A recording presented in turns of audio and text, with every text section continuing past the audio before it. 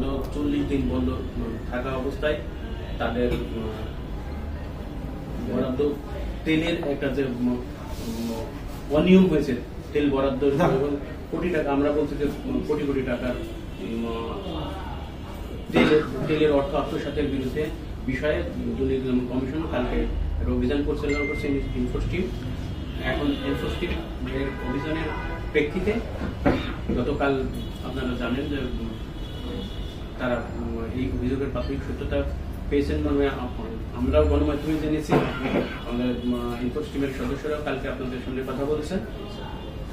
তারা নথিপত্র সংগ্রহ করেছেন, কাগজপত্র মানে তেল বরাদ্দ সংক্রান্ত যেসব কাগজপত্র, লক বই, স্লিপ সবই তারা সংগ্রহ করে নিয়ে এসেছে ইনফোর্স টিম।